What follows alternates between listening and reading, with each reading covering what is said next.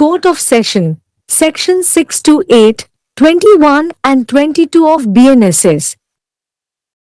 Administration of justice is the most important function of the state. For this purpose, our Constitution has set up a hierarchy of courts. A court is a place where legal trials take place. It is an institution where several disputes are settled via the legal process. In this article, we shall discuss the provisions related to Court of Session under the Bharatiya Nagarik Suraksha Samhita, 2023. The Supreme Court is the apex body, followed by state high courts which have been created by the Constitution of India, and their jurisdiction and powers are well defined in the Constitution itself. Apart from the Supreme Court and high courts, the criminal courts have been described in the Bharatiya Nagarik Suraksha Samhita, 2023, BNSS. The term criminal court is not defined in the Samhita.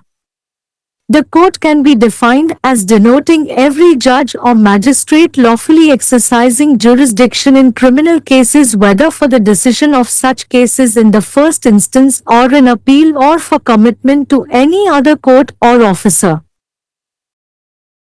A criminal court is a court that has the jurisdiction and authority to try and punish the persons accused of committing a crime as per criminal law.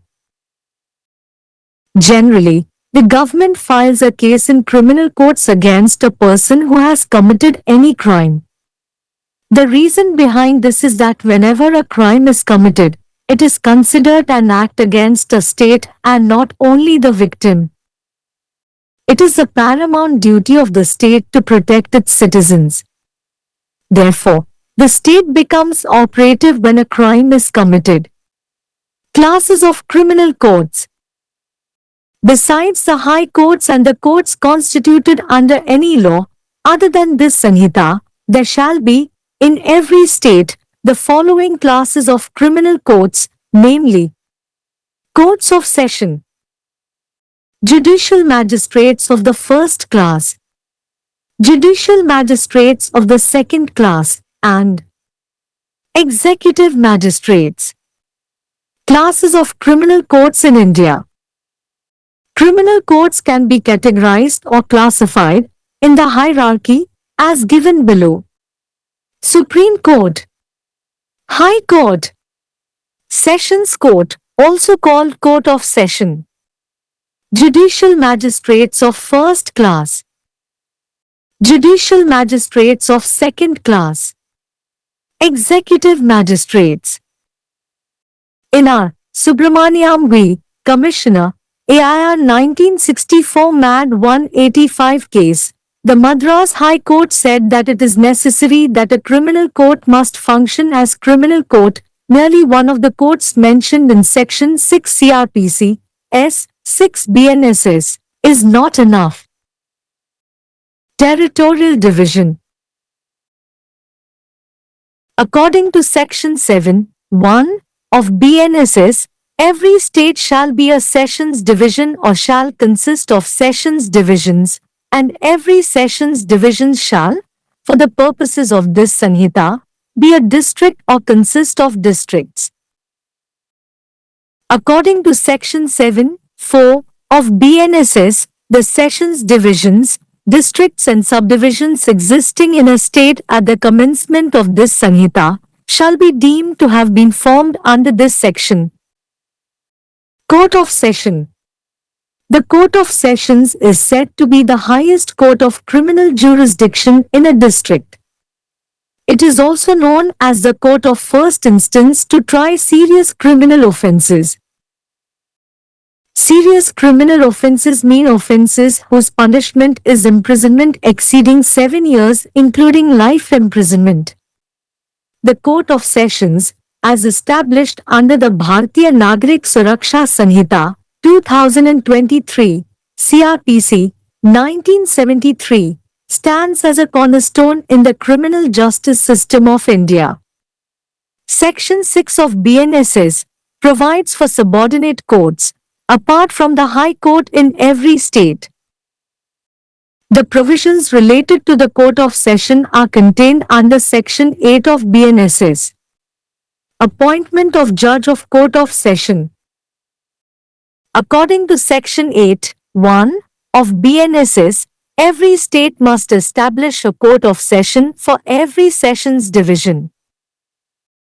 According to Section 8(2) of BNSS, every Court of Session shall be presided over by a judge, to be appointed by the High Court. According to Section 8(3) of BNSS, the High Court may also appoint additional sessions judges to exercise jurisdiction in a Court of Session. According to Section 8(4) of BNSS, the Sessions Judge of one Sessions Division may be appointed by the High Court to be also an additional Sessions Judge of another division, and in such case, he may sit for the disposal of cases at such place or places in the other division as the High Court may direct.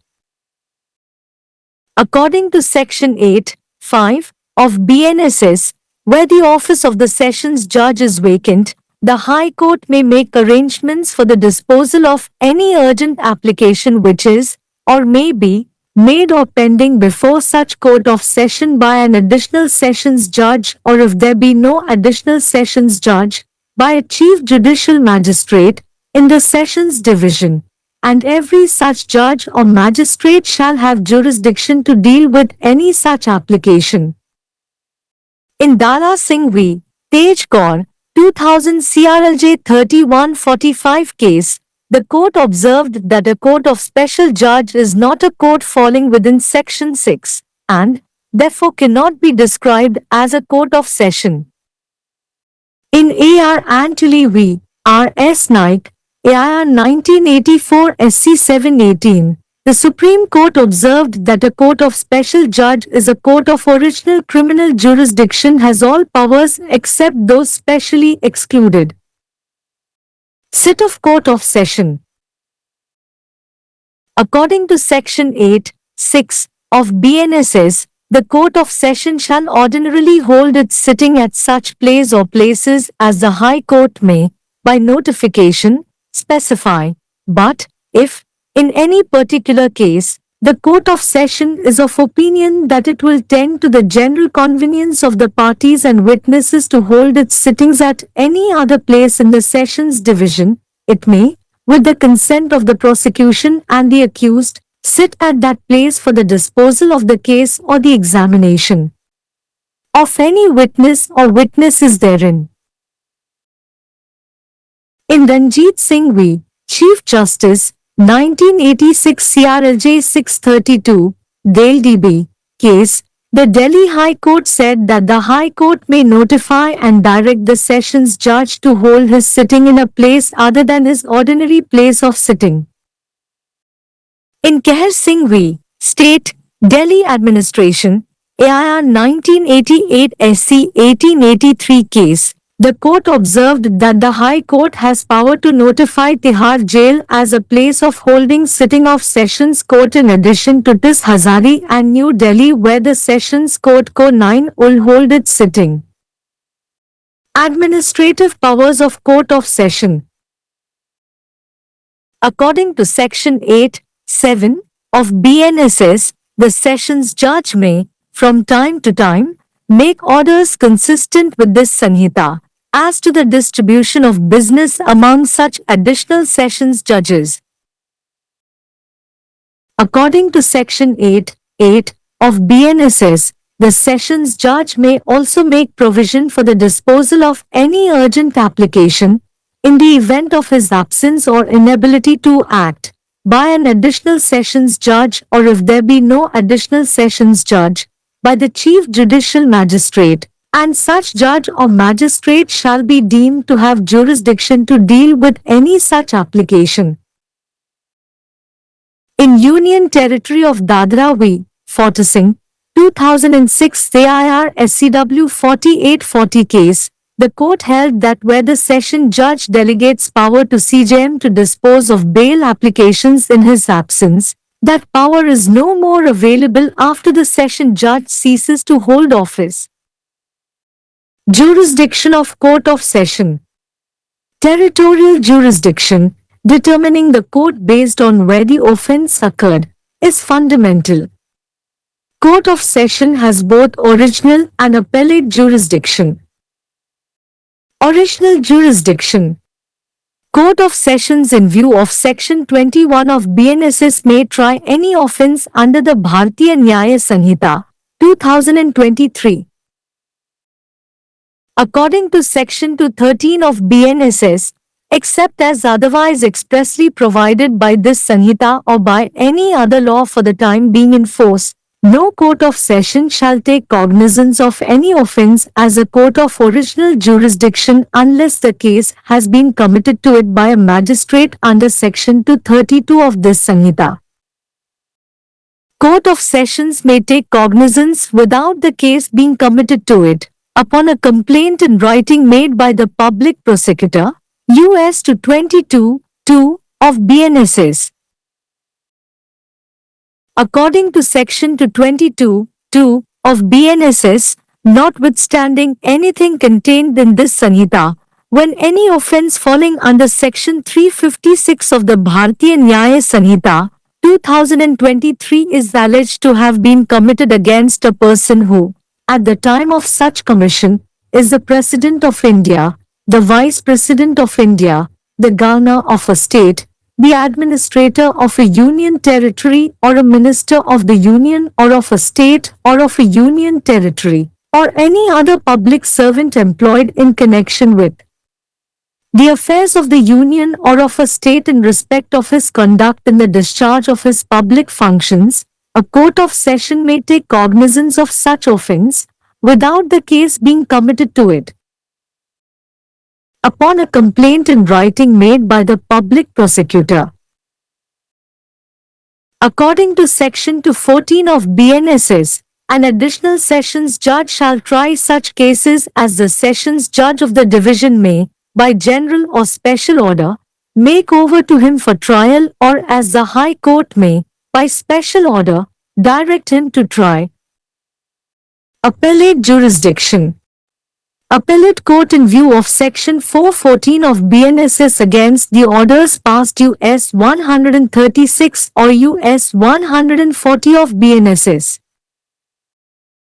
Appellate court against conviction of a trial held by judicial magistrate first class or second class or sentenced US 364 of BNSS or the order or sentence passed US 401 of BNSS by any magistrate.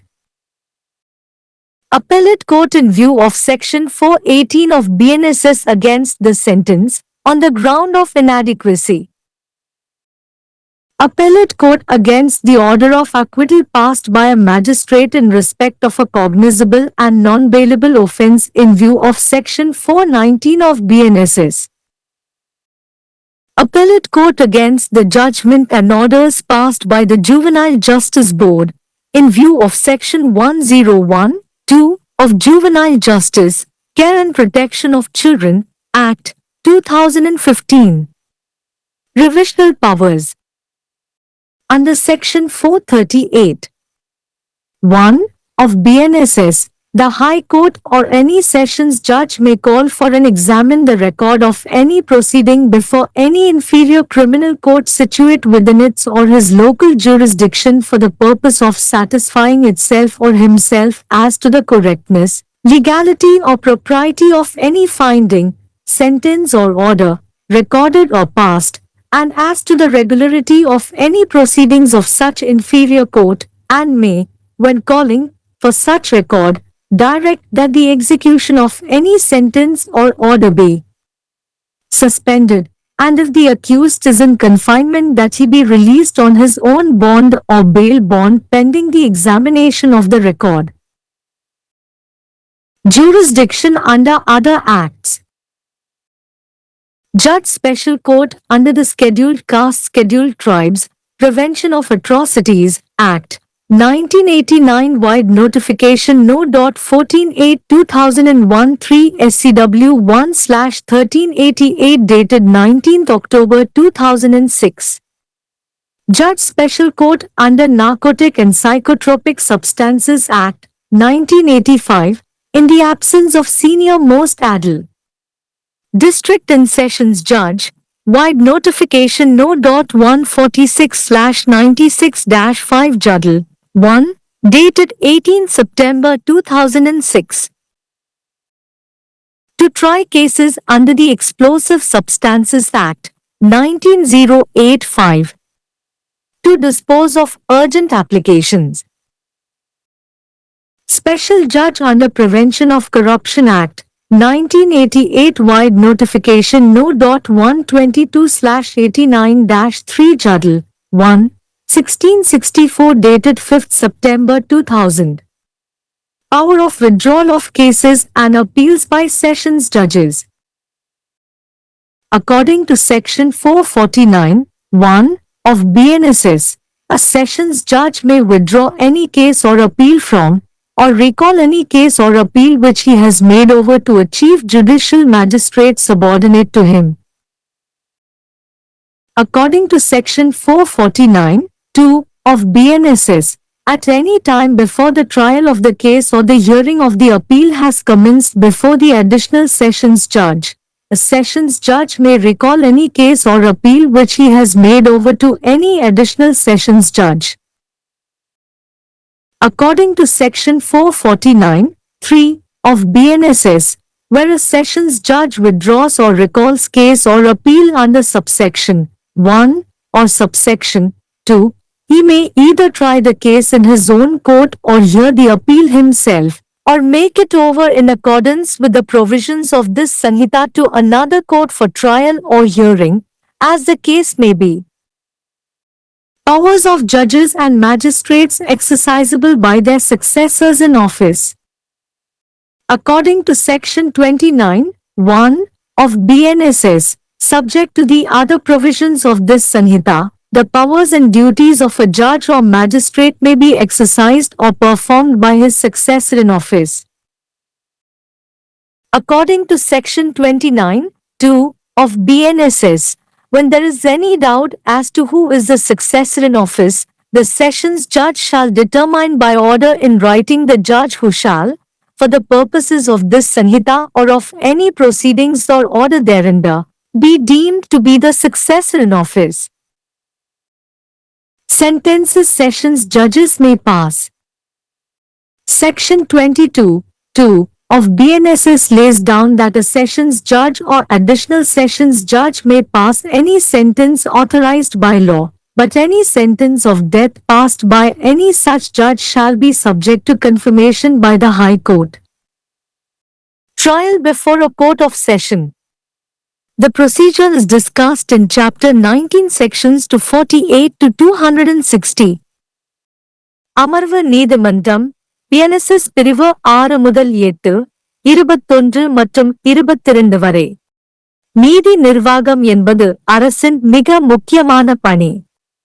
இந்த நோக்கத்திற்காக நமது அரசியலமைப்பு நீதிமன்றங்களின் படிநிலையை அமைத்துள்ளது. நீதிமன்றம் என்பது சட்ட விசாரணைகள் நடைபெறும் இடம். இது ஒரு நிறுவனமாகும், அங்கு பல சர்ச்சைகள் சட்ட செயல்முறை மூலம் தீர்க்கப்படுகின்றன. இந்த கட்டுரையில் பாரதிய நாகரிக் சுரக்ஷா சன்ஹிதா 2023 இன் கீழ் அமர்வு நீதிமன்றம் தொடர்பான விதிகளைப் பற்றி விவாதிப்போம். உச்ச நீதிமன்றமாகும். அதைத் தொடர்ந்து இந்திய அரசியலமைப்பால் உருவாக்கப்பட்ட மாநில உயர் நீதிமன்றங்கள், அவற்றின் அதிகார வரம்பு மற்றும் அதிகாரங்கள் அரசியலமைப்பிலேயே நன்கு வரையறுக்கப்பட்டுள்ளன. உச்ச நீதிமன்றம் மற்றும் உயர் நீதிமன்றங்கள் தவிர குற்றவியல் நீதிமன்றங்கள் பாரதிய நாகரிக் சுரக்ஷா சன்ஹிதா 2023 BNSS இல் விவரிக்கப்பட்டுள்ளன. குற்றவியல் நீதிமன்றம் என்ற சொல் சன்ஹிதாவில் வரையறுக்கப்படவில்லை. குற்றவியல் வழக்குகளில் சட்டப்பூர்வமாக செயல்படும் ஒவ்வொரு நீதிபதி அல்லது மாஜிஸ்திரேட்டையும் முதல் சந்தர்ப்பத்தில் அல்லது மேல்முறையீடு அல்லது வேறு எந்த நீதிமன்றம் அல்லது அதிகாரிக்கு அர்ப்பணிப்பிற்காகவும் நீதிமன்றத்தை வரையறுக்கலாம். குற்றவியல் நீதிமன்றம் என்பது குற்றவியல் சட்டத்தின்படி குற்றம் செய்ததாக குற்றம் சாட்டப்பட்ட நபர்களை விசாரிக்கவும் தண்டிக்கவும் அதிகாரம் மற்றும் அதிகாரம் கொண்ட நீதிமன்றமாகும். பொதுவாக அரசாங்கம் எந்த ஒரு குற்றம் செய்தாலும் அவர் மீது குற்றவியல் நீதிமன்றங்களில் வழக்கு தாக்கல் செய்கிறது. இதற்கு பின்னால் உள்ள காரணம் என்னவென்றால், ஒரு குற்றம் நடக்கும் போதெல்லாம் அது ஒரு மாநிலத்திற்கு எதிரான செயலாக கருதப்படுகிறது. பாதிக்கப்பட்டவருக்கு மட்டுமல்ல, குடிமக்களை பாதுகாப்பது அரசின் தலையாய கடமை. எனவே ஒரு குற்றம் நடக்கும் போது அரசு செயல்படும். குற்றவியல் நீதிமன்றங்களின் வகுப்புகள் இந்த சனிதாவை தவிர வேறு எந்த சட்டத்தின் கீழும் அமைக்கப்பட்ட உயர் நீதிமன்றங்கள் மற்றும் நீதிமன்றங்கள் தவிர ஒவ்வொரு மாநிலத்திலும் பின்வரும் வகை குற்றவியல் நீதிமன்றங்கள் இருக்கும். அதாவது, அமர்வு நீதிமன்றங்கள், முதல் வகுப்பின் நீதித்துறை நீதிபதிகள், இரண்டாம் வகுப்பு நீதித்துறை நீதிபதிகள் மற்றும் நிர்வாக நீதிபதிகள். இந்தியாவில் உள்ள குற்றவியல் நீதிமன்றங்களின் வகுப்புகள் குற்றவியல் நீதிமன்றங்கள் கீழே கொடுக்கப்பட்டுள்ளபடி படிநிலையில் வகைப்படுத்தலாம் அல்லது வகைப்படுத்தலாம். உச்ச நீதிமன்றம், உயர் நீதிமன்றம், அமர்வு நீதிமன்றம், செஷன் நீதிமன்றம் என்றும் அழைக்கப்படுகிறது. முதல் வகுப்பு நீதித்துறை நீதிபதிகள், இரண்டாம் வகுப்பு நீதித்துறை நீதிபதிகள், நிர்வாக நீதிபதிகள். ஆர். சுப்பிரமணியம் எதிராக ஆணையர் AR 1964 மேட் 185 வழக்கில் சென்னை உயர் நீதிமன்றம் ஒரு குற்றவியல் நீதிமன்றம் குற்றவியல் நீதிமன்றமாக செயல்படுவது அவசியம் என்று கூறியது. பிரிவு 6 CRBC S 6 BNSS இல் குறிப்பிடப்பட்டுள்ள நீதிமன்றங்களில் ஒன்று போதாது. பிராந்திய பிரிவு BNSS இன் பிரிவு 7(1) இன் படி ஒவ்வொரு மாநிலமும் அமர்வு பிரிவாக இருக்கும் அல்லது அமர்வு பிரிவுகளை கொண்டிருக்கும் மற்றும் ஒவ்வொரு அமர்வு பிரிவுகளும் இந்த சனிதாவின் நோக்கங்களுக்காக ஒரு மாவட்டமாக அல்லது மாவட்டங்களை கொண்டதாக இருக்க வேண்டும். BNSS பிரிவு 7(4) இன் படி இந்த சனிதாவின் தொடக்கத்தில் ஒரு மாநிலத்தில் இருக்கும் அமர்வுகள் பிரிவுகள், மாவட்டங்கள் மற்றும் துணை பிரிவுகள் இந்த பிரிவின் கீழ் உருவாக்கப்பட்டதாக கருதப்படும். அமர்வு நீதிமன்றம், செஷன்ஸ் நீதிமன்றம் ஒரு மாவட்டத்தில் குற்றவியல் அதிகார வரம்பின் மிக உயர்ந்த நீதிமன்றம் என்று கூறப்படுகிறது. கடுமையான கிரிமினல் குற்றங்களை விசாரிப்பதற்கான முதல் வழக்கு நீதிமன்றம் என்றும் அழைக்கப்படுகிறது. கடுமையான கிரிமினல் குற்றங்கள் என்பது ஆயுள் தண்டனை உட்பட 7 ஆண்டுகளுக்கு மேல் சிறை தண்டனை விதிக்கப்படும் குற்றங்களை குறிக்கும். செஷன்ஸ் நீதிமன்றம் பாரதிய நாகரிக் சுரக்ஷா சன்ஹிதா 2023 CRBC 1973 இன் கீழ் நிறுவப்பட்டது. இது இந்தியாவின் குற்றவியல் நீதி அமைப்பில் ஒரு மூலக்கல்லாக உள்ளது.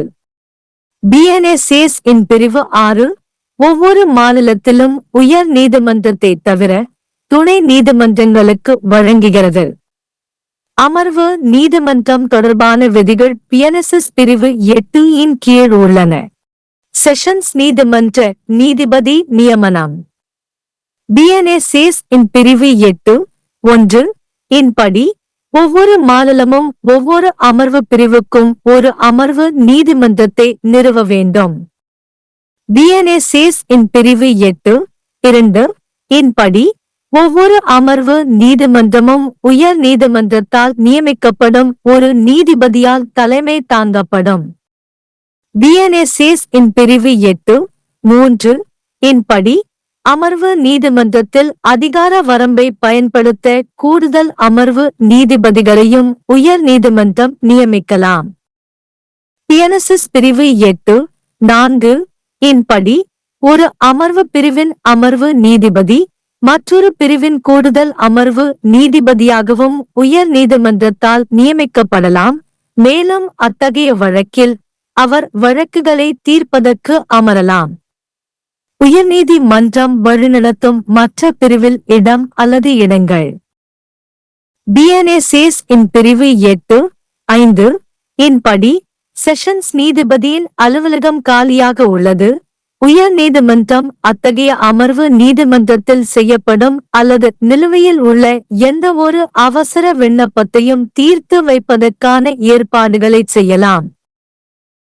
கூடுதல் செஷன்ஸ் நீதிபதி அல்லது கூடுதல் அமர்வு நீதிபதி இல்லாத பட்சத்தில் தலைமை ஜுடிஷியல் மாஜிஸ்திரேட் மூலம் அமர்வுகள் பிரிவில், மேலும் அத்தகைய ஒவ்வொரு நீதிபதி அல்லது மாஜிஸ்திரேட்டுக்கும் அத்தகைய விண்ணப்பத்தை கையாளும் அதிகார வரம்பு உள்ளது. தாரா சிங் எதிராக தேஜ் கபூர் 2000 CRLG 3145 வழக்கில் சிறப்பு நீதிபதி நீதிமன்றம் என்பது பிரிவு 6க்குள் வரும் நீதிமன்றம் அல்ல, எனவே அமர்வு நீதிமன்றம் என்று விவரிக்க முடியாது என்று நீதிமன்றம் கவனித்தது. AR Antulay v. R.S. Nayak AIR 1984 SC 718 இல் உச்சநீதிமன்றம் குறிப்பிட்டது, சிறப்பு நீதிபதியின் நீதிமன்றமானது அசல் குற்றவியல் அதிகார வரம்பிற்குட்பட்ட அனைத்து அதிகாரங்களையும் கொண்டுள்ளது. அமர்வு நீதிமன்ற அமர்வு. BNSS இன் பிரிவு 8(6) இன் படி செஷன்ஸ் நீதிமன்றம் அதன் அமர்வை சாதாரணமாக உயர் நீதிமன்றம் அறிவிப்பின் மூலம் குறிப்பிடக்கூடிய இடம் அல்லது இடங்களில் நடத்த வேண்டும். ஆனால் எந்தவொரு குறிப்பிட்ட வழக்கில் அமர்வுகள் பிரிவின் வேறு எந்த இடத்திலும் அமர்வுகளை நடத்துவதற்கு கட்சிகள் மற்றும் சாட்சிகளின் பொது வசதிக்காக செஷன்ஸ் நீதிமன்றம் முனைகிறது என்று கருதினால், அது வழக்கு விசாரணை மற்றும் குற்றம் சாட்டப்பட்டவர்கள் வழக்கை தீர்ப்பதற்காக அல்லது அதில் உள்ள சாட்சிகள் அல்லது சாட்சிகளின் விசாரணைக்காக அந்த இடத்தில் அமர வேண்டும். ரஞ்சித் சிங் பி. தலைமை நீதிபதி 1986 CRLG 632 டெல்டி வழக்கில் தில்லி உயர் நீதிமன்றம் செஷன்ஸ் நீதிபதி தனது அமர்வை சாதாரண இடம் அல்லாமல் வேறு இடத்தில் வைக்குமாறு அவருக்கு அறிவித்து உத்தரவிடலாம் என்று கூறியது. கெஹர் சிங் எதிராக மாநிலம் டெல்லி நிர்வாகம் AIR 1988 SG 1883 வழக்கில் திஸ் ஹசாரி மற்றும் புது தில்லி ஆகிய அமர்வுகளுக்கு மேலதிகமாக திகார் சிறையை அமர்வுகள் நடத்தும் இடமாக அறிவிக்க உயர் நீதிமன்றத்திற்கு அதிகாரம் உள்ளது என்று நீதிமன்றம் கவனித்தது. நீதிமன்றம் அதன் அமர்வை நடத்தலாம். அமர்வு நீதிமன்றத்தின் நிர்வாக அதிகாரங்கள். BNSS இன் பிரிவு 8(7) இன் படி அமர்வு நீதிபதி அவ்வப்போது இந்த சன்னிதாவிற்கு இசைவான உத்தரவுகளை அத்தகைய கூடுதல் அமர்வு நீதிபதிகள் மத்தியில் வணிக விநியோகம் செய்யலாம். BNSS இன் பிரிவு 8(8) இன் படி அமர்வு நீதிபதி எந்த ஒரு அவசர விண்ணப்பத்தையும் அவர் இல்லாத பட்சத்தில் அல்லது செயல்பட இயலாமையின் போது கூடுதல் அமர்வு நீதிபதி அல்லது கூடுதல் அமர்வு நீதிபதி இல்லாத பட்சத்தில் அதை தீர்ப்பதற்கும் ஏற்பாடு செய்யலாம். தலைமை நீதித்துறை மாஜிஸ்திரேட்டால் மற்றும் அத்தகைய நீதிபதி அல்லது மாஜிஸ்திரேட் அத்தகைய விண்ணப்பத்தை கையாளும் அதிகார வரம்பை கொண்டவராக கருதப்படுவார்.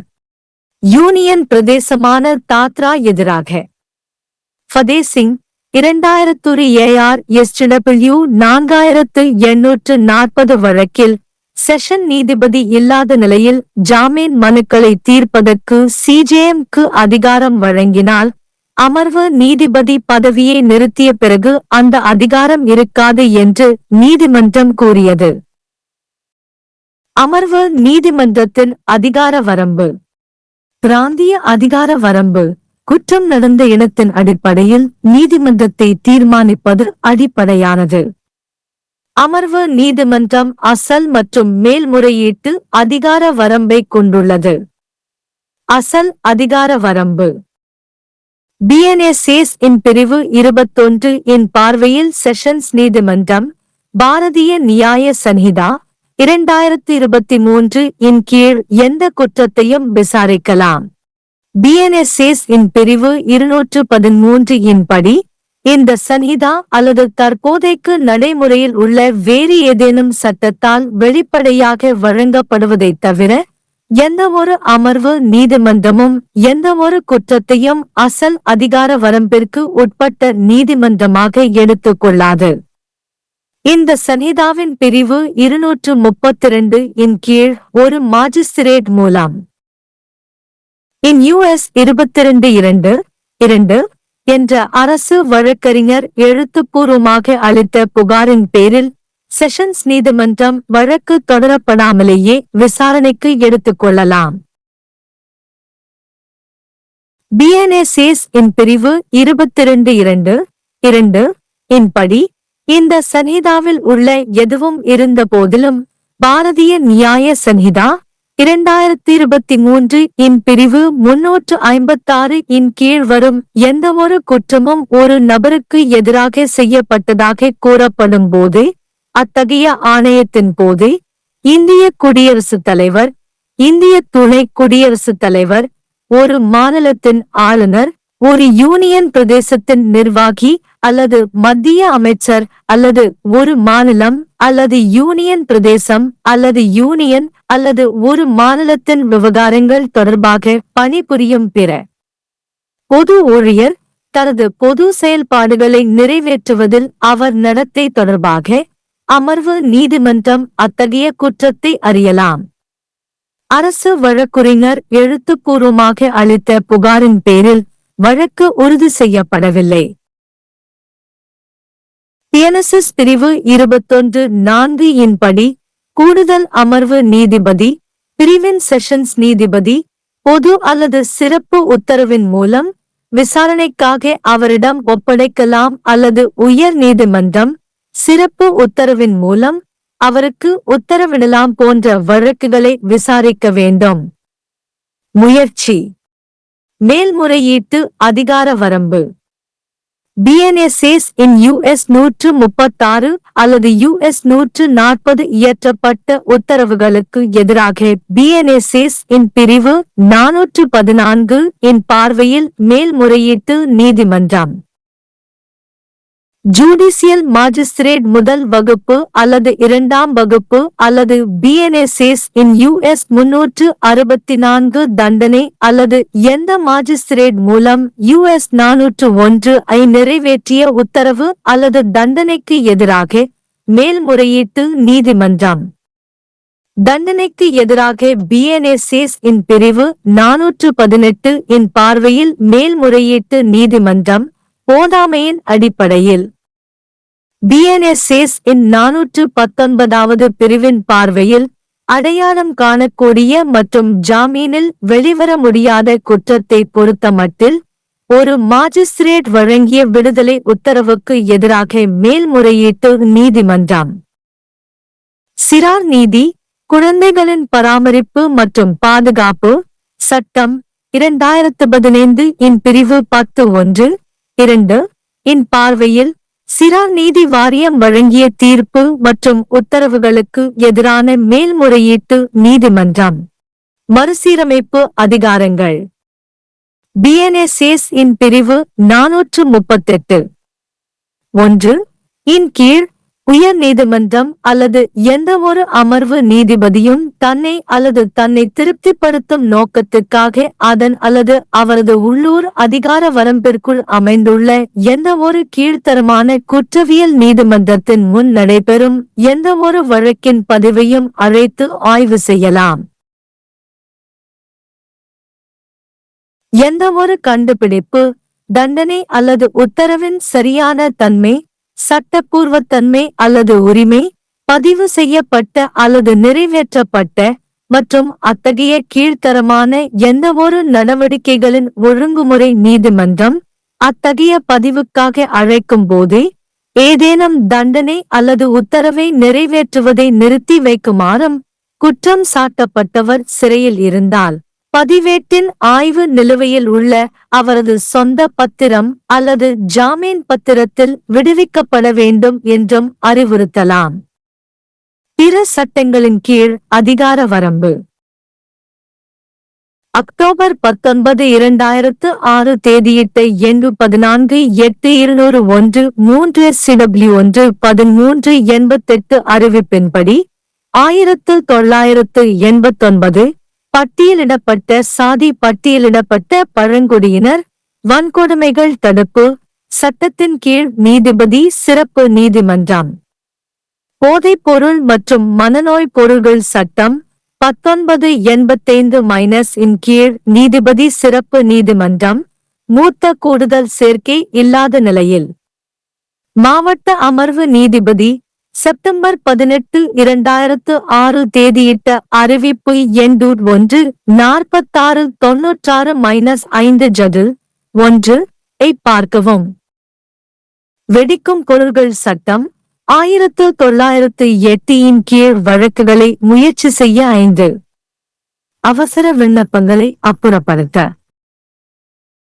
ஊழல் தடுப்புச் சட்டம் 1988 இன் கீழ் சிறப்பு நீதிபதி செப்டம்பர் 5, 2000 தேதியிட்ட அறிவிப்பு எண் 1-2289-3 ஜடில் 1 1664 அமர்வு நீதிபதிகளால் வழக்குகள் மற்றும் மேல்முறையீடுகளை திரும்பப் பெறும் அதிகாரம். BNSS இன் பிரிவு 44(9) இன் படி ஒரு செஷன்ஸ் நீதிபதி எந்த வழக்கையோ அல்லது மேல்முறையீட்டையோ திரும்பப் பெறலாம் அல்லது தனக்கு கீழ் உள்ள தலைமை ஜுடிஷியல் மாஜிஸ்திரேட்டிடம் அவர் செய்த எந்த வழக்கு அல்லது மேல்முறையீட்டையும் திரும்பப் பெறலாம். BNSS இன் பிரிவு 44(9) இன் படி கூடுதல் அமர்வு நீதிபதியிடம் வழக்கின் விசாரணை அல்லது மேல்முறையீட்டு விசாரணை தொடங்கும் முன் எந்த நேரத்திலும் ஒரு செஷன்ஸ் நீதிபதி எந்த கூடுதல் வழக்கையோ அல்லது மேல்முறையீட்டையோ திரும்பப் பெறலாம்.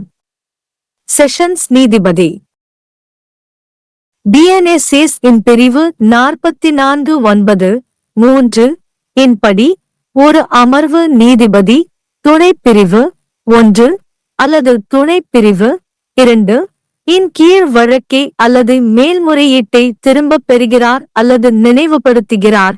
அவர் தனது சொந்த நீதிமன்றத்தில் வழக்கை விசாரிக்கலாம் அல்லது மேல்முறையீட்டை அவரே விசாரிக்கலாம் அல்லது இந்த சன்ஹிதாவின் விதிகளின்படி அதை விசாரணைக்காக அல்லது விசாரணைக்காக மற்றொரு நீதிமன்றத்திற்கு மாற்றவும். நீதிபதிகள் மற்றும் மாஜிஸ்திரேட்டுகளின் அதிகாரங்கள் அவர்களின் வாரிசுகள் அலுவலகத்தால் பயன்படுத்தப்படுகின்றன. BNSS இன் பிரிவு 29(1) இன் படி இந்த சன்ஹிதாவின் பிற விதிகளுக்கு உட்பட்டு நீதிபதி அல்லது மாஜிஸ்திரேட்டின் அதிகாரங்கள் மற்றும் கடமைகள் அவரது வாரிசு மூலம் செயல்படுத்தப்படலாம் அல்லது நிறைவேற்றப்படலாம். BNSS பிரிவு 29(2) இன் படி பதவிக்கு வாரிசு யார் என்பதில் சந்தேகம் இருந்தால் இந்த சன்ஹிதா அல்லது எந்த நடவடிக்கைகளுக்காகவும் நீதிபதி யார் என்பதை எழுத்துப்பூர்வமாக செஷன்ஸ் நீதிபதி தீர்மானிக்க வேண்டும் அல்லது அதன் கீழ் உத்தரவு பதவியில் வாரிசாக கருதப்படும். தண்டனைகள் அமர்வு நீதிபதிகள் நிறைவேற்றலாம். BNSS இன் பிரிவு 22(2) செஷன்ஸ் நீதிபதி அல்லது கூடுதல் அமர்வு நீதிபதி சட்டத்தால் அங்கீகரிக்கப்பட்ட எந்த தண்டனையையும் வழங்கலாம் என்று கூறுகிறது. ஆனால் அத்தகைய நீதிபதியால் நிறைவேற்றப்படும் எந்தவொரு மரண தண்டனையும் உயர் நீதிமன்றத்தால் உறுதிப்படுத்தப்படும். அமர்வு நீதிமன்றத்தின் முன் விசாரணை. இந்த செயல்முறை அத்தியாயம் 19 பிரிவுகள் 248 முதல் 260 வரை விவாதிக்கப்பட்டுள்ளது. सत्र न्यायालय BNSS की धारा 6 से 8, 21 और 22। न्याय प्रशासन राज्य का सबसे महत्वपूर्ण कार्य है। इस उद्देश्य के लिए हमारे संविधान ने न्यायालयों का एक पदानुक्रम स्थापित किया है। न्यायालय एक ऐसा स्थान है जहां कानूनी परीक्षण होते हैं। यह एक ऐसी संस्था है जहां कानूनी प्रक्रिया के माध्यम से कई विवादों का निपटारा किया जाता है। इस लेख में हम भारतीय नागरिक सुरक्षा संहिता 2023 के तहत सत्र न्यायालय से संबंधित प्रावधानों पर चर्चा करेंगे। सर्वोच्च न्यायालय सर्वोच्च निकाय है, जिसके बाद राज्य उच्च न्यायालय हैं, जिन्हें भारत के संविधान द्वारा बनाया गया है और उनके अधिकार क्षेत्र और शक्तियों को संविधान में ही अच्छी तरह से परिभाषित किया गया है। सर्वोच्च न्यायालय और उच्च न्यायालयों के अलावा भारतीय नागरिक सुरक्षा संहिता 2023 BNSS में आपराधिक न्यायालयों का वर्णन किया गया है। संहिता में आपराधिक न्यायालय शब्द को परिभाषित नहीं किया गया है। न्यायालय को प्रत्येक न्यायाधीश या मजिस्ट्रेट के रूप में परिभाषित किया जा सकता है, जो आपराधिक मामलों में विधिपूर्वक क्षेत्राधिकार का प्रयोग करता है, चाहे ऐसे मामलों के प्रथम दृष्टया निर्णय के लिए हो या अपील के लिए या किसी अन्य न्यायालय या अधिकारी के समक्ष प्रतिबद्धता के लिए। एक आपराधिक न्यायालय एक न्यायालय है जिसके पास आपराधिक कानून के अनुसार अपराध करने के आरोपी व्यक्तियों पर मुकदमा चलाने और उन्हें दंडित करने का अधिकार है। आमतौर पर सरकार किसी ऐसे व्यक्ति के खिलाफ आपराधिक न्यायालयों में मामला दायर करती है जिसने कोई अपराध किया हो। इसके पीछे कारण यह है कि जब भी कोई अपराध किया जाता है तो उसे राज्य के खिलाफ एक कृत्य माना जाता है, न कि केवल पीड़ित के खिलाफ। अपने नागरिकों की रक्षा करना राज्य का सर्वोपरि कर्तव्य है।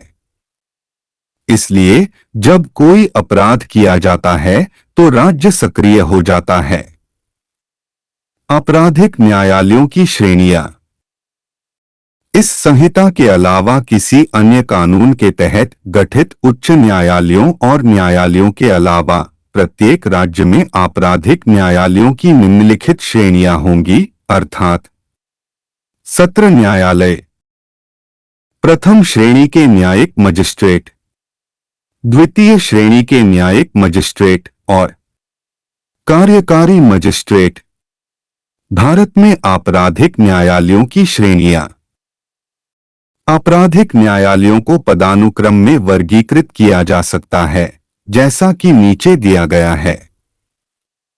सर्वोच्च न्यायालय, उच्च न्यायालय, सत्र न्यायालय जिसे सत्र न्यायालय भी कहा जाता है, प्रथम श्रेणी के न्यायिक मजिस्ट्रेट, द्वितीय श्रेणी के न्यायिक मजिस्ट्रेट, कार्यकारी मजिस्ट्रेट।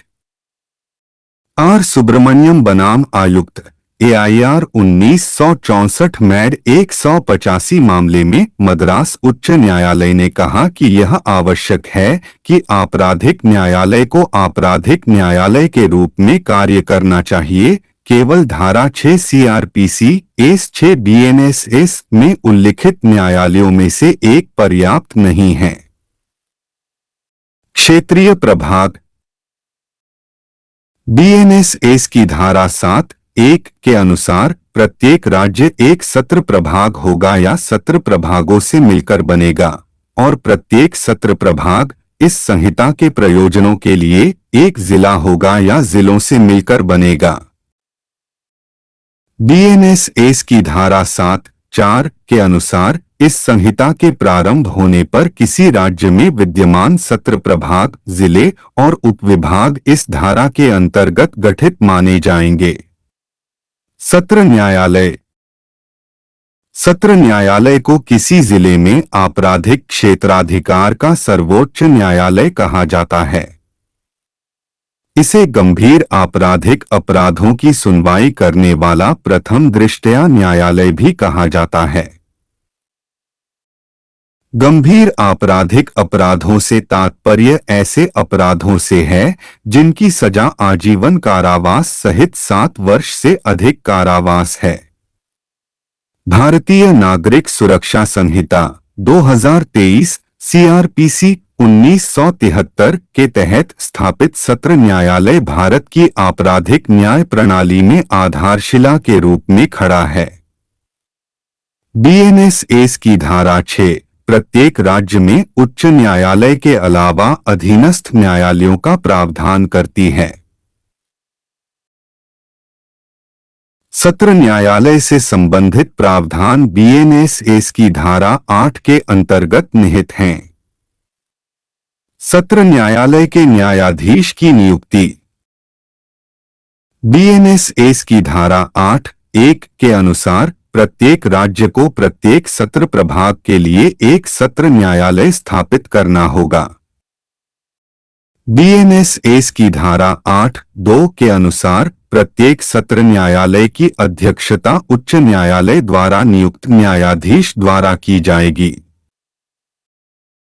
बीएनएस की धारा 8(3) के अनुसार उच्च न्यायालय सत्र न्यायालय में अधिकारिता का प्रयोग करने के लिए अतिरिक्त सत्र न्यायाधीशों की नियुक्ति भी कर सकता है। बीएनएस की धारा 8(4) के अनुसार एक सत्र प्रभाग के सत्र न्यायाधीश को उच्च न्यायालय द्वारा दूसरे प्रभाग का अतिरिक्त सत्र न्यायाधीश भी नियुक्त किया जा सकता है और ऐसे मामले में वह दूसरे प्रभाग में ऐसे स्थान या स्थानों पर मामलों के निपटान के लिए बैठ सकता है जैसा कि उच्च न्यायालय निर्देशित कर सकता है। बीएनएस की धारा 8(5) के अनुसार जहां सत्र न्यायाधीश का पद रिक्त है वहां उच्च न्यायालय किसी ऐसे अत्यावश्यक आवेदन के निपटारे की व्यवस्था कर सकता है जो ऐसे सत्र न्यायालय के समक्ष प्रस्तुत या लंबित हो या हो सकता हो अतिरिक्त सत्र न्यायाधीश द्वारा, या यदि कोई अतिरिक्त सत्र न्यायाधीश न हो तो सत्र प्रभाग में मुख्य न्यायिक मजिस्ट्रेट द्वारा, और ऐसे प्रत्येक न्यायाधीश या मजिस्ट्रेट को ऐसे किसी आवेदन पर विचार करने का अधिकार होगा। दारा सिंह बनाम तेज कौर 2000 CRLJ 3145 मामले में न्यायालय ने पाया कि विशेष न्यायाधीश का न्यायालय धारा 6 के अंतर्गत आने वाला न्यायालय नहीं है और इसलिए इसे सत्र न्यायालय नहीं कहा जा सकता। AR अंतुले बनाम RS नाइक AIR 1984 SC 718 में सर्वोच्च न्यायालय ने कहा कि विशेष न्यायाधीश का न्यायालय मूल आपराधिक अधिकार क्षेत्र का न्यायालय होता है जिसमें विशेष रूप से अपवर्जित शक्तियों को छोड़कर सभी शक्तियां होती हैं। सत्र न्यायालय की बैठक बीएनएस की धारा 8(6) के अनुसार सत्र न्यायालय सामान्यतः ऐसे स्थान या स्थानों पर अपनी बैठक करेगा जिन्हें उच्च न्यायालय अधिसूचना द्वारा निर्दिष्ट करे, लेकिन यदि किसी विशेष मामले में सत्र न्यायालय की राय है कि पक्षकारों और गवाहों की सामान्य सुविधा के लिए सत्र प्रभाग में किसी अन्य स्थान पर अपनी बैठक आयोजित करना उचित होगा तो वह अभियोजन पक्ष और अभियुक्त की सहमति से मामले के निपटारे या उसमें किसी गवाह या गवाहों की परीक्षा के लिए उस स्थान पर बैठ सकता है। रंजीत सिंह बनाम मुख्य न्यायाधीश 1986 CRLJ 632 DLD.B मामले में दिल्ली उच्च न्यायालय ने कहा कि उच्च न्यायालय सत्र न्यायाधीश को अधिसूचित कर सकता है तथा निर्देश दे सकता है कि वह अपने सामान्य बैठने के स्थान के अलावा किसी अन्य स्थान पर बैठे। केहर सिंह बनाम राज्य दिल्ली प्रशासन AIR 1988 SC 1883 मामले में न्यायालय ने पाया कि उच्च न्यायालय के पास 30 हजारी तथा नई दिल्ली के अतिरिक्त तिहाड़ जेल को सत्र न्यायालय की बैठक के स्थान के रूप में अधिसूचित करने का अधिकार है जहां सत्र न्यायालय अपनी बैठक कर सकता है। सत्र न्यायालय की प्रशासनिक शक्तियां बीएनएस की धारा 8(7) के अनुसार सत्र न्यायाधीश समय समय पर ऐसे अतिरिक्त सत्र न्यायाधीशों के बीच कार्य के वितरण के संबंध में इस संहिता के अनुरूप आदेश दे सकते हैं। बीएनएसएस की धारा 8(8) के अनुसार सत्र न्यायाधीश अपनी अनुपस्थिति या कार्य करने में असमर्थता की स्थिति में किसी भी अत्यावश्यक आवेदन के निपटान के लिए अतिरिक्त सत्र न्यायाधीश या यदि कोई अतिरिक्त सत्र न्यायाधीश नहीं है तो मुख्य न्यायिक मजिस्ट्रेट द्वारा व्यवस्था कर सकता है और ऐसे न्यायाधीश या मजिस्ट्रेट को ऐसे किसी भी आवेदन पर विचार करने का अधिकार माना जाएगा।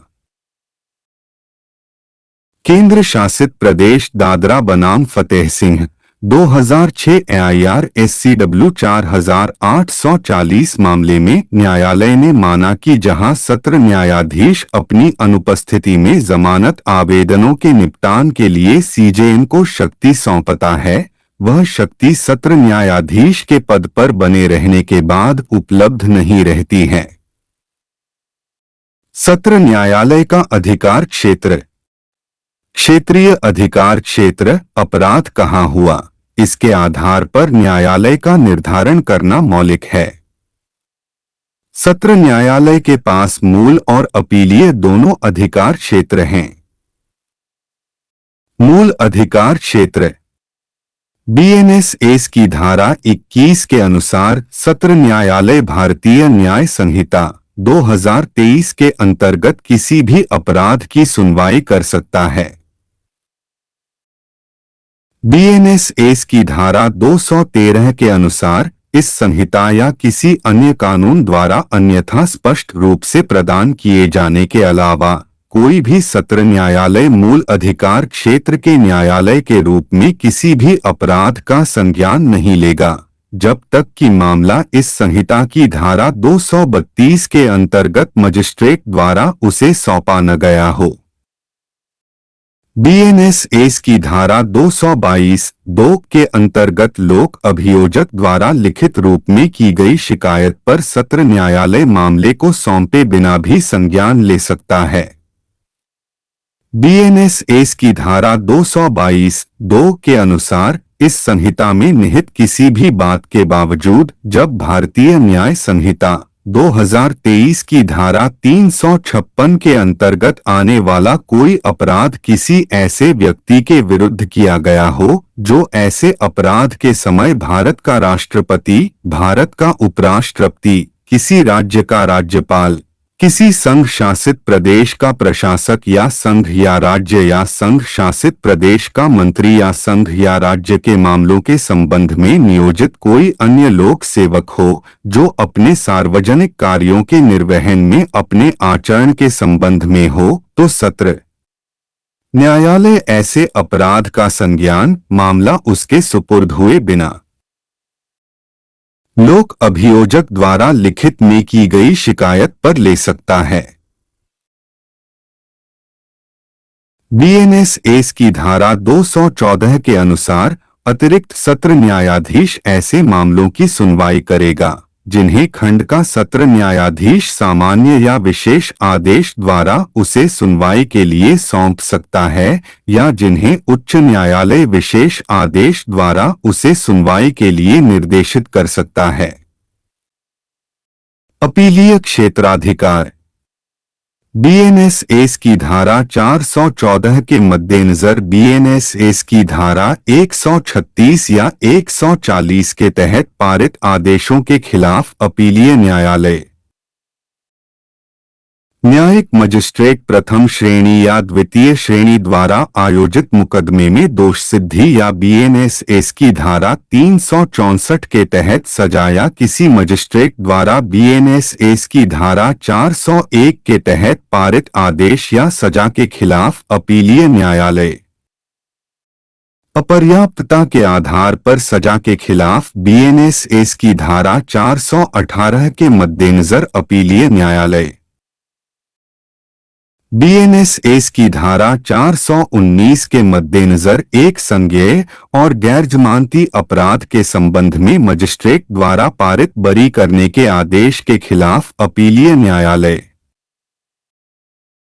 किशोर न्याय बच्चों की देखभाल और संरक्षण अधिनियम 2015 की धारा 101(2) के मद्देनजर किशोर न्याय बोर्ड द्वारा पारित निर्णय और आदेशों के खिलाफ अपीलीय न्यायालय पुनरीक्षण शक्तियां बीएनएस की धारा 438(1) के तहत उच्च न्यायालय या कोई सत्र न्यायाधीश अपने स्थानीय क्षेत्राधिकार में स्थित किसी अवर दंड न्यायालय के समक्ष किसी कार्यवाही के अभिलेख को मंगा सकता है और उसकी जांच कर सकता है ताकि वह स्वयं को किसी निष्कर्ष, सजा या आदेश की शुद्धता, वैधता या औचित्य के बारे में संतुष्ट कर सके जो दर्ज किया गया हो या पारित किया गया हो, तथा ऐसे अवर न्यायालय की किसी कार्यवाही की नियमितता के बारे में भी संतुष्ट कर सके तथा ऐसे अभिलेख को मंगाते समय निर्देश दे सकता है कि किसी सजा या आदेश के निष्पादन को निलंबित कर दिया जाए तथा यदि अभियुक्त कारावास में है तो उसे अभिलेख की जांच लंबित रहने तक अपने स्वयं के बांड या जमानत बांड पर रिहा कर दिया जाए।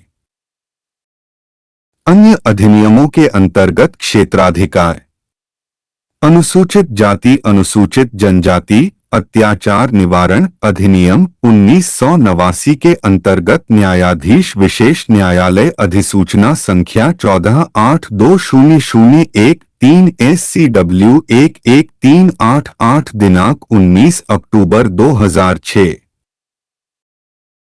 वरिष्ठतम अपर जिला एवं सत्र न्यायाधीश की अनुपस्थिति में अधिसूचना संख्या 14696-5 न्यायिक 1 दिनांक 18 सितंबर 2006। विस्फोटक पदार्थ अधिनियम 1908 के अंतर्गत मामलों की सुनवाई करना। 5 अत्यावश्यक आवेदनों का निपटान करना। भ्रष्टाचार निवारण अधिनियम 1988 के अंतर्गत विशेष न्यायाधीश अधिसूचना संख्या 1/2289-3 न्यायिक 11664 दिनांक 5 सितंबर 2000। सत्र न्यायाधीशों द्वारा मामलों और अपीलों को वापस लेने की शक्ति। बीएनएस की धारा 449(1) के अनुसार सत्र न्यायाधीश किसी मामले या अपील को वापस ले सकता है या किसी मामले या अपील को वापस ले सकता है जिसे उसने अपने अधीनस्थ मुख्य न्यायिक मजिस्ट्रेट को सौंप दिया है। बीएनएस की धारा 449(2) के अनुसार मामले की सुनवाई या अपील की सुनवाई अतिरिक्त सत्र न्यायाधीश के समक्ष शुरू होने से पहले किसी भी समय सत्र न्यायाधीश किसी मामले या अपील को वापस ले सकता है जिसे उसने किसी अतिरिक्त सत्र न्यायाधीश को सौंप दिया है। बीएनएस की धारा 449(3) के अनुसार जहां सत्र न्यायाधीश उपधारा 1 या उपधारा 2 के तहत मामले या अपील को वापस लेता है या वापस बुलाता है, वह या तो अपने न्यायालय में मामले की सुनवाई कर सकता है या अपील की सुनवाई स्वयं कर सकता है या इस संहिता के प्रावधानों के अनुसार इसे परीक्षण या सुनवाई के लिए किसी अन्य न्यायालय को सौंप सकता है, जैसा भी मामला हो। न्यायाधीशों और मजिस्ट्रेटों की उनके उत्तराधिकारियों द्वारा प्रयोग की जाने वाली शक्तियां। बीएनएस की धारा 29(1) के अनुसार इस संहिता के अन्य प्रावधानों के अधीन न्यायाधीश या मजिस्ट्रेट की शक्तियों और कर्तव्यों का प्रयोग या पालन उसके उत्तराधिकारी द्वारा किया जा सकता है। बीएनएस की धारा 29(2) के अनुसार जब इस बारे में कोई संदेह हो कि उत्तराधिकारी कौन है तो सत्र न्यायाधीश लिखित आदेश द्वारा यह निर्धारित करेगा कि इस संहिता या उसके तहत किसी कार्यवाही या आदेश के प्रयोजनों के लिए कौन न्यायाधीश उत्तराधिकारी माना जाएगा। सत्र न्यायाधीश द्वारा पारित की जाने वाली सजाएं। बीएनएस की धारा 22(2) में यह प्रावधान है कि सत्र न्यायाधीश या अतिरिक्त सत्र न्यायाधीश कानून द्वारा अधिकृत कोई भी सजा पारित कर सकते हैं, लेकिन ऐसे किसी भी न्यायाधीश द्वारा पारित मृत्युदंड की सजा उच्च न्यायालय द्वारा पुष्टि के अधीन होगी। सत्र न्यायालय के समक्ष मुकदमा प्रक्रिया की चर्चा अध्याय 19 की धारा 248 से 260 में की गई है।